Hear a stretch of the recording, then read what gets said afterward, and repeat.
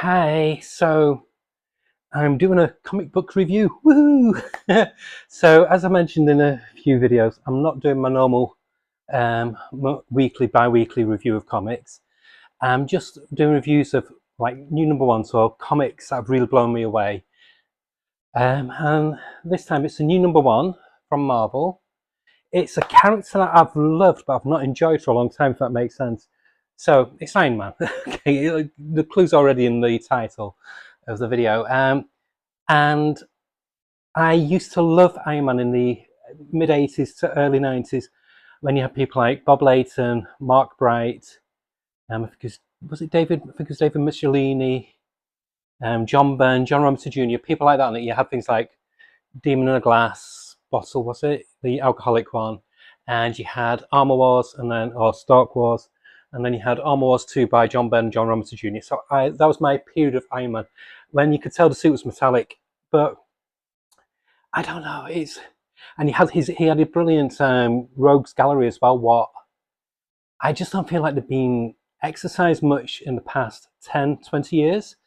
It's all more about fighting corporations and fighting evil dictators or big global threats. I missed the days when there was like the villain of the week or villain of the month. What he used to fight like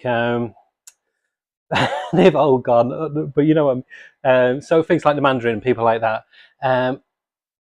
And so picked them up like the first 2 or 3 issues of a Iron Man comic over the past 20 years, and each time I was kind of, I can't. It's not the Iron Man that I know and love.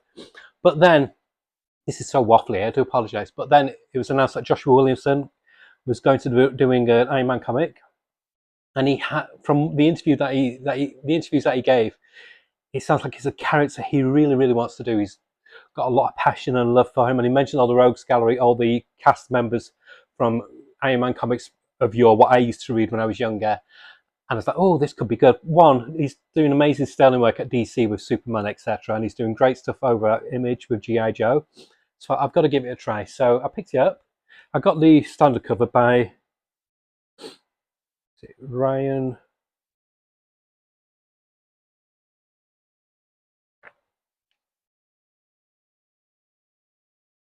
I missed the old days as well when you could tell when the title page was going to be.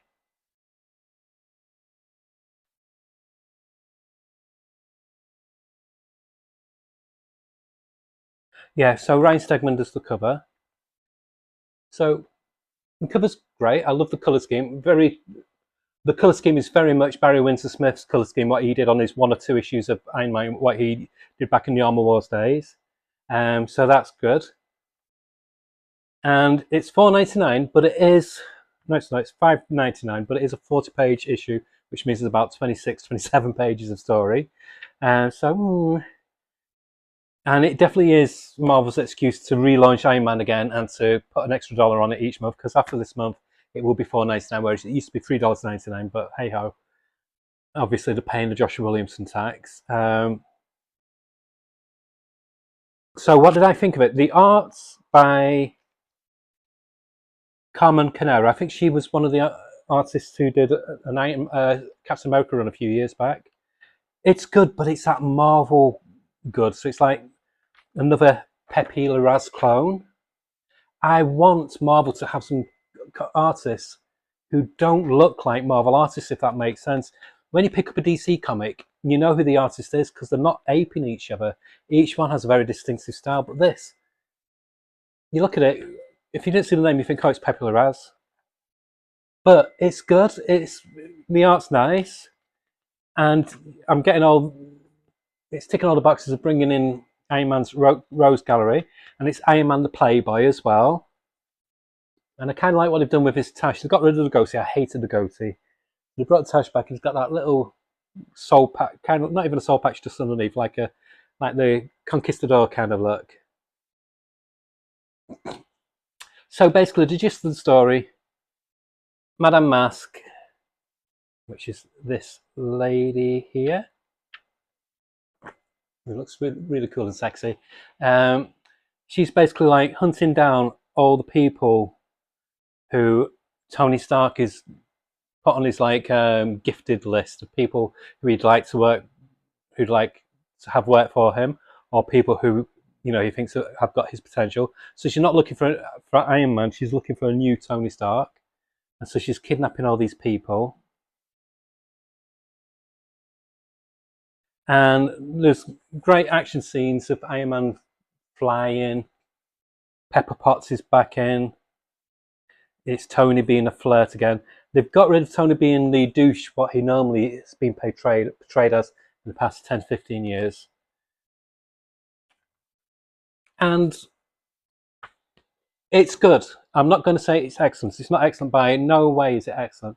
But it's been the best Iron Man #1 in a long time.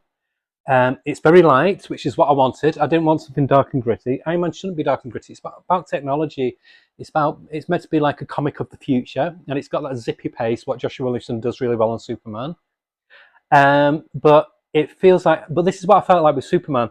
I don't think Josh Williamson did his best work on Superman when he first started out. He was very much finding his feet in the first 3 or 4 issues. So I would give the story itself, at the moment, a 6.5 out of 10. The art a 7 out of 10. But I feel like in the next 2 issues, it'll elevate and it'll go to like a 7.5, 8 out of 10. So I am sticking with it. And it's a good introductory story. This is basically leading, planting the groundwork for Joshua Williamson's version of Iron Man, what he wants to see play out in his world of Iron Man. By the way, I do apologise for my hair. I couldn't be bothered drying it, so it's all really, it's water, loads of water. But anyway, that's by the by. I must tell you that. I think I just saw myself in the camera. But yeah, but it's got elements that I'm interested in. It's got the modern peppy element. It's got the classic Playboy Tony Stark, which I've missed. But there's clunky bits in as well, and I don't want to reveal what they are. But there's like the last 2 pages, you'll realise what I mean. It doesn't give you any get up or just why it suddenly announced this. So that's what's trimmed it down a bit. But I feel like the next issue or the next 2 or 3 issues, I think you'll feel more like the quality that you get in Joshua Williamson's, say, run on G.I. Joe or Superman. So it's a solid start. But like I said, if I'm rounding off the art, I gave the art 7, gave the story 6.5. I'll say it's near a 7 out of 10, and I definitely will come back and try it again. And I do recommend picking it up because, like I said, it's for a Marvel comic, $5.99. I think there's about 30 pages of story, something like that. It's not too bad. And like I said, the art is pleasing. The only gripe I've got with modern Marvel doing Iron Man, I miss the days of Bob Layton. I think I just miss Bob Layton and Bob Horn and people like that, and Mark Bright, where you could tell the suits were metal, not through the colouring, but through how they did the inking on the suits. You don't get that anymore. If you took away the colouring, these would just look dull.